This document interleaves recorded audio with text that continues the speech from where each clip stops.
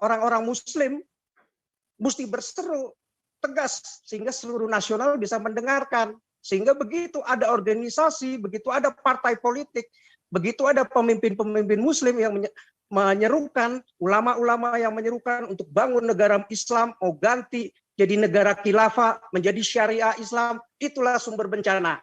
Itulah paham radikal.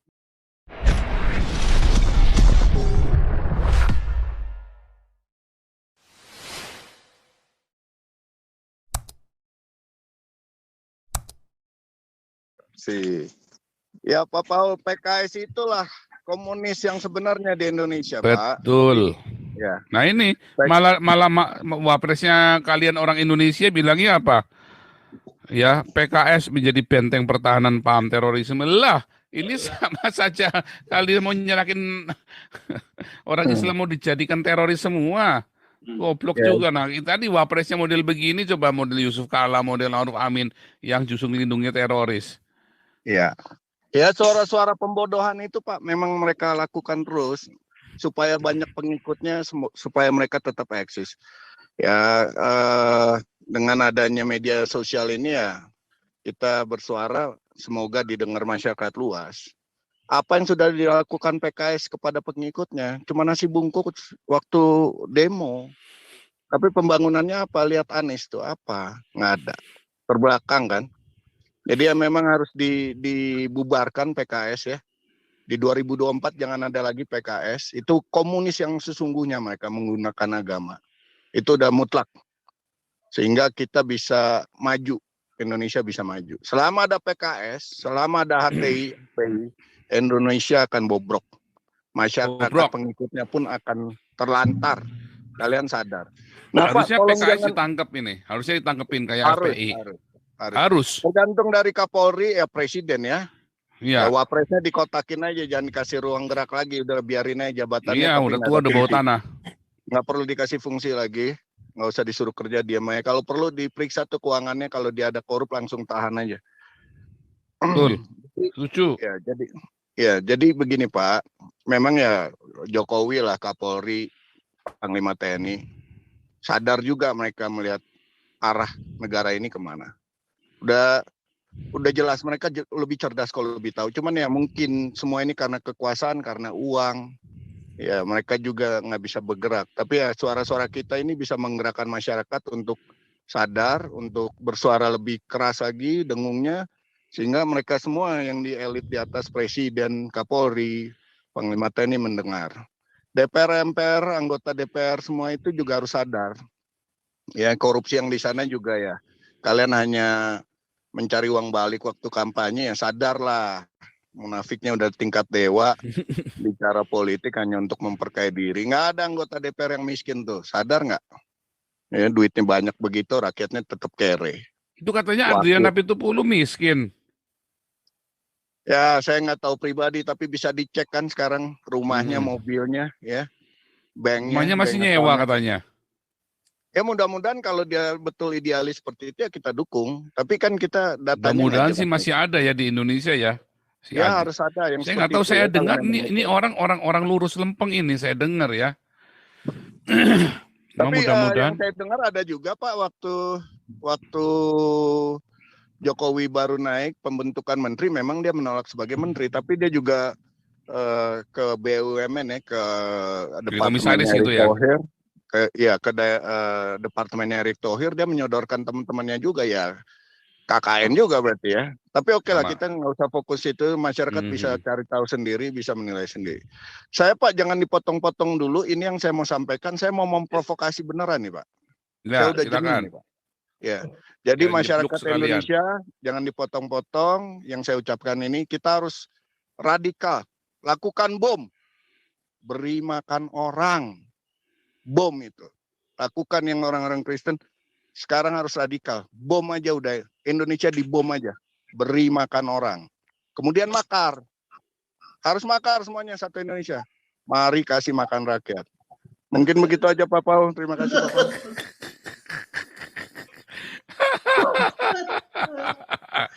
Kita beri orang makan sama mari kasih makan rakyat. ya, makar sama bom ya. Mari kita bom Indonesia dan makar. Iya. Luar biasa. Pak Suara. Ya, shalom. Selamat Luar malam, biasa. Pak Shalom Paul. Pak Suara. Selamat malam semuanya. Ya, jadi judul kali ini kita melihat ya satu demi satu dibuka. 1 tahun sudah berapa banyak kejadian. Kita udah pernah bahas kalau tentang pesantren-pesantren yang melakukan pencabulan terhadap santri-santrinya maupun santri-santriwatinya.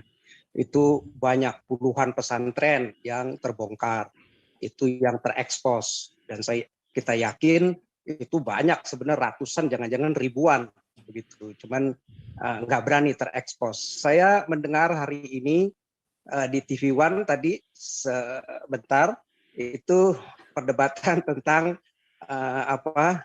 Kepolisian Republik Indonesia BNPT ya menyatakan ada berapa 179 atau 198.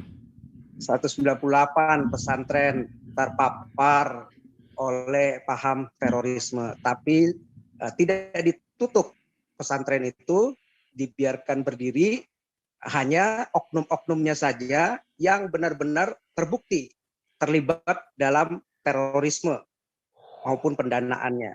Nah, ini adalah buat kita satu kesalahan fatal, sikap yang tidak tegas gitu. Kenapa pesantren yang sudah jelas-jelas mencekoki murid-muridnya mulai dari kecil, katakan masuk umur berapa tahun, mungkin di situ 5, 6, 7 tahun, di asrama tiap hari, digembleng, tetapi melahirkan orang-orang yang berafiliasi dan melakukan tindakan teroris. Ya, jelas-jelas itu sudah pelanggaran besar kalau dibiarkan terus, mau berapa ratus ribu, berapa juta anak-anak pesantren yang tidak mengerti, dicekoki, dibodohi, sehingga ya begitu melakukan tindakan teroris. Menurut kita itu adalah satu kesalahan besar. Seharusnya kepolisian, pemerintah, dan semua ormas Muslim yang besar, terutama NU Muhammadiyah, harus tegas bersuara. Jangan takut mendorong polisi untuk tutup, gitu. Jangan dibiarkan pesantren-pesantren begitu mencekoki anak-anak itu dengan kebodohan, itu sehingga melakukan tindakan teroris yang merugikan bangsa dan negara dan mencoreng Islam itu sendiri. Nah, kejadian demi kejadian, bukan hanya pencabulan. Kali ini kita bahas juga mengenai radikalisme yang tadi juga saya dengar sebentar itu, si Haikal Hasan itu malu. Jangan dong disebut-sebut pesantren. Jangan dong itu mencoreng muka Islam seolah-olah. Jadi tetap aja maunya pencitraan. Ya mestinya berani diakui bahwa ini adalah satu kesalahan dan harus diperbaiki begitu, bukannya malah ditutup-tutupin. Mau sampai kapan ditutup-tutupin? Yang ada boroknya itu akan terlihat terus dan makin mempermalukan dan mencoreng, menelanjangi ajaran Islam itu sendiri. Satu hal yang saya mau lihat pertama, kenapa banyak di dalam pesantren itu melahirkan bibit-bibit terorisme, mulai dari Nuruki, Indramayu, pesantren yang lain, bahkan sekarang sudah diidentifikasi 198. Dan kita yakin ini akan membesar terus gitu, karena baru teridentifikasi seperti itu. Pertama, ya karena terbukti sebenarnya memang apa yang dikatakan oleh Buya Syakur, ya mestinya Muslim nggak usah lagi malu-malu, nggak usah lagi pencitraan, berkata bahwa ajaran Islam ini adalah yang paling sempurna, Muhammad ini adalah yang penyempurna.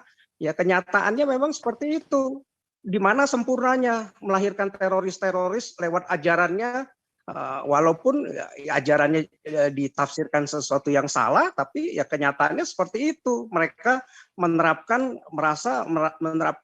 berpikir menerapkan pengajaran Islam yang benar-benar yang kafah, yang Islam yang murni, yang sesungguhnya. Kalau ayatnya mengatakan boleh bunuh kafir, boleh bunuh orang yang murtad, boleh melakukan kekerasan, melakukan apapun tindakan kepada kafir yang tidak seiman, bahkan yang tidak sepaham, yang agama Islam pun yang tidak sepaham, yang tidak membela kepentingan mereka, ya boleh dilakukan tindakan kekerasan dan pembunuhan. Dan mereka suka mengkafir-kafirkan. Nah, ini sesuatu yang salah, walaupun apapun alasannya, maupun tafsirannya apapun, ya ada dua tindakan, segera delete ayat-ayat tersebut, seperti yang dilakukan oleh permintaan oleh intelek Muslim di India, delete, atau seperti kayak di Arab Saudi, harus memperhaluslah minimal kata-katanya, jangan lagi pengertiannya seperti itu, atau ada penerangan secara nasional jelas-jelas oleh ormas-ormas besar, oleh MUI, oleh Muhammadiyah dan NU dan ormas-ormas Islam yang besar, bahwa menyatakan jelas-jelas ini salah. Kalau mengkafir-kafirkan orang itu bukan ajaran Islam. Kalau mengkafir-kafirkan orang itu radikal. Kalau mengkafir-kafirkan orang itu namanya anti Pancasila. Kalau itu mengkafir-kafirkan orang itu namanya bukan Islam yang ramatan. Mesti tegas seperti itu. Kalau mengkafir-kafirkan itu artinya Anda teroris, Anda musuh Islam, mestinya lawan gitu loh. Sebagai ormas Islam mesti jelas, kamu bukan Islam lagi, kamu musuh Islam, tangkap, penjarakan. Seperti itu, sehingga polisi tidak akan takut-takut, tidak akan segan-segan, pemerintah tidak segan-segan, tangkap semua orang-orang yang berseru-seru di toa-toa masjid yang mau mengkafir-kafirkan. Nah, seperti itu satu. Jadi pemahamannya mesti jelas dulu tentang mengkafir-kafirkan itu, karena ayat itu ada. Jadi kalau selama nggak jelas, ya banyak orang akan mempersepsikan dari sekian 1, berapa miliar Muslim di dunia bahkan sekalipun mesti jelas gitu loh. Pengertian kafir ini nggak bisa seperti itu. Kalau seperti itu teroris. Nah, itu musuh Islam bersama, sehingga jelas gitu loh. Setiap negara, setiap pemerintah, setiap umat Muslimnya percaya gitu sampai ke bawah bahwa ini ajaran yang salah. Jadi begitu ada kepala-kepala pesantren yang mengajarkan ajaran-ajaran, seruan-seruan mengkafir-kafirkan, boleh membunuh kafir segala macam, itu laporin gitu. Jadi murid-muridnya pun cerdas waktu mau masuk. Begitu dilaporin, ketahuan, videoin, tangkap. Betul. Gitu. Nggak usah ini. Nah, dan itu saya yakin akan ada jutaan Muslim yang ditangkap kalau modelnya begitu. Nah, itu baru terjadi pertobatan Muslim. Iya benar. Benar setuju Pak Suara. Muslim. Masalahnya orang Islamnya aja ragu kok. Ini benar apa salah ya? Oh, bukan ragu, tapi mereka malu-malu. Coba yang berapa kali muncul di somnya kita kan? Coba ya Waloni itu benar apa enggak? Mereka nggak berani ngomong salah. Coba itu Habib Rizik benar apa enggak? Mereka aja nggak berani ngomong salah loh. Iya dong, Ya karena kita selama ini kan tahu dengan cerdas bahwa ajarannya ya begitu, mengkafir-kafirkan. Karena ayatnya memang jelas-jelas ada, selama nggak diperjelas, wah ini enggak lah, itu dulu udah zamannya si Muhammad gitu. Waktu dalam peperangan saja, tetapi kalau udah zaman modern nggak boleh. Jadi tegas, kalau lakukan seperti itu, mengkafir-kafirkan itu teroris, tangkap, tutup. Nah, jadi jelas gitu, pemerintah pun juga jelas. Dan mestinya pemerintah mesti ajak NU, Muhammadiyah, dan ormas besar bersepakat, ayo seperti ini, suarakan gitu. Sehingga ada pelaporan-pelaporan di seluruh Indonesia. Katakan, apalagi nanti bisa dicontoh di dunia begitu.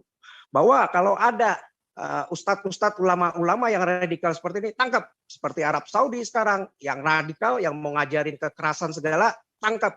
Gitu, pancung kalau perlu. Kan kalau di Arab kan pancung, kalau di kita kan enggak, ya minimal 5 tahun 10 tahun lah masukin penjara dulu. Jadi minimal itu menyelamatkan anak-anak muridnya yang enggak berdosa, yang enggak ngerti apa-apa, enggak menjadi radikal-radikal gitu. Kalau enggak ya enggak beres-beres, dari 100 jadi 1000, 10.000, 100.000, jutaan orang nanti yang akan radikal kalau hal ini tidak ambigu, masih ambigu, tidak diklirkan dengan tegas. Itu satu. Kedua, yang kita mau katakan, kenapa paham radikal ini akan berkembang? Satu, karena mereka intinya kenapa mereka mengkafirkan itu, ya karena mereka berpikir mereka mau mendirikan negara syariah, negara Islam, gitu. Nah, sama juga selama ada organisasi, selama ada pesantren, selama ada ulama, ustadz, pemimpin politik yang mau mengatakan siapapun mau mendirikan negara Islam, negara syariah, dianggap itu teroris. Muhammadiyah, NU, semua orang-orang Muslim mesti berseru tegas sehingga seluruh nasional bisa mendengarkan. Sehingga begitu ada organisasi, begitu ada partai politik, begitu ada pemimpin-pemimpin Muslim yang menyerukan, ulama-ulama yang menyerukan untuk bangun negara Islam, mau ganti jadi negara khilafah, menjadi syariah Islam, itulah sumber bencana. Itulah paham radikal. Jadi mesti tegas, karena keinginan mereka lah yang mau mendirikan negara Islam, negara syariah ini, itulah yang membuat mereka yang melakukan radikal. Mereka dianggap yang nggak mendukung untuk berdirinya negara syariah itu menjadi musuh mereka, dan musuh mereka itu Dan dianggap kafir, dan tidak kafir saleh itu agamanya. boleh dibunuh. Iya, boleh dibunuh, boleh diperlakukan. Pemerintah yang syah sekalipun, yang demokratis, yang dipilih secara demokratis, yang sah benar-benar, yang bahkan bekerja keras untuk ini, dianggap togut, dianggap kafir begitu. Jadi boleh diperangi. Nah, ini paham ini mesti jelas gitu. Jadi Muslim mestinya jelas. Ketiga, kita sudah menyatakan bahwa negara kita ini negara pluralis, bukan 100% Muslim. Muslim mungkin jangan-jangan di sini sekarang udah tinggal 70% begitu. Ya, taruhlah katakan paling banyak 80%. Saya yakin akan terus nih jadi berkurang karena paham-paham radikal ini, apalagi kasus demi kasus radikal, kekerasan, pencabulan itu semakin menyusut. Muslim-muslim yang cerdas juga akan malu gitu. Mereka akan inferior, akan mempertanyakan benarkah ajarannya seperti ini? Itu agama yang sempurna. Nggak mungkin. Akhirnya mereka sekarang dengan literasi yang mudah didapatkan melalui internet akan gampang mencari data-data, membandingkan. Akhirnya mereka boleh melihat perbedaan ajaran mereka dengan ajaran yang benar-benar membawa damai buat negeri ini. Kita nggak pernah diajarin untuk memerangi siapapun, malah kita untuk mengasihi, mengampuni, bahkan mendoakan orang yang jahat kepada kita. Nah, itu perbedaan besar. Mereka akan cari kebenaran itu. Saya yakin mereka semua nggak ada yang mau masuk neraka, dan mereka bukan orang-orang yang bodoh. Nah, keempat, demokrasi sudah membuktikan inilah pilihan yang terbaik buat bangsa dan negara ini, gitu, karena kita pluralis. Jadi demokrasilah yang membawa justru keadilan buat bangsa dan negeri ini, gitu, karena setiap orang sama haknya, gitu, nggak ada kelompok siapapun, baik itu mayoritas maupun minoritas, sama kedudukannya di dalam hukum. Nggak ada yang di anak emaskan, di anak tirikan, diperlakukan tidak adil. Semuanya berlaku adil, satu suara, satu orang satu suara. Nah, itulah pengajaran yang benar, itulah prinsip-prinsip nilai-nilai kehidupan yang benar, demokrasi. Mana ada mengkafir-kafirkan orang itu nilai yang benar? Ada begitu. Buat apa Tuhan ciptakan makhluk untuk dibunuh, untuk dikafir-kafirkan? Nah, itu yang waras. Nah, keempat, kelima, tadi kan kita udah paham ya, itu Pancasila sebagai landasan falsafah negara kita. Kalau mereka mau ganti anti Pancasila dengan khilafah, dengan ini siapapun partai, termasuk PKS, kalau yang jelas-jelas mengajarkan untuk khilafah, ustadz-ustadz kayak Felix menyerukan untuk Felix Show untuk menyerukan khilafah, Habib Rizik, ya Habib Rizik mungkin udah ketangkap ya sekarang masuk penjara.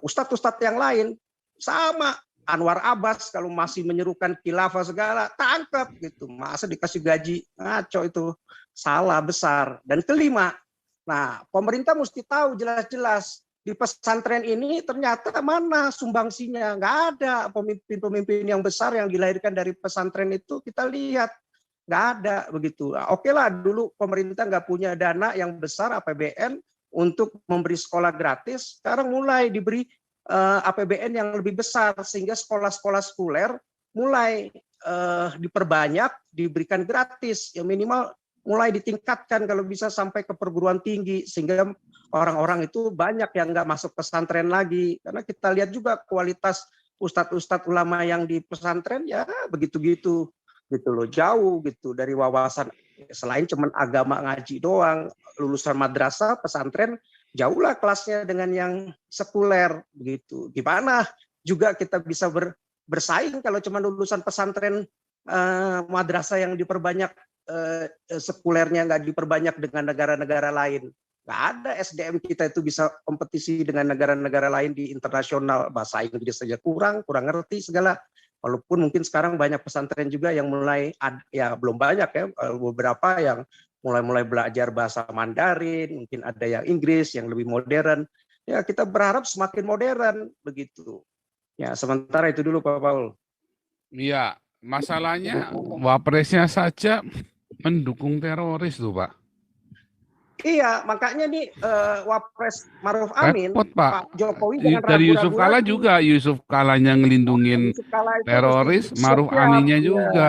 Repot Pak, itu musuh dalam selimutnya negara Pak. Iya, jadi Jokowi semua mesti jelas, pemerintah yang ke depan mesti jelas, mesti berani, tegas begitu. Nggak usah lagi, ya anggaplah memang waktu pemilu kemarin Jokowi takut kalah juga kan, kalau nggak gandeng si siapa nih? Maruf Amin dan si Yusuf Kalla pada waktu itu begitu, untuk meredam si Islam yang radikal ini kan. Nah, jadi Islam yang keras ini kan, garis keras ini. Nah, tapi sekarang udah saatnya dia udah bisa kontrol, udah berjalan 3 tahun. Jangan lagi dikasih dana untuk Maruf Amin, untuk syariah lah, pesantren lah, nggak ada. Itu yang ada menghamburkan duit, yang ada malah ya itu hasilnya malah teroris, yang ada pencabulan. Iya, duitnya bukan buat pembangunan tapi buat membiayai terorisme. Iya, benar seperti Serem. itu. Luar biasa. Tapi ini karena sudah jam 12,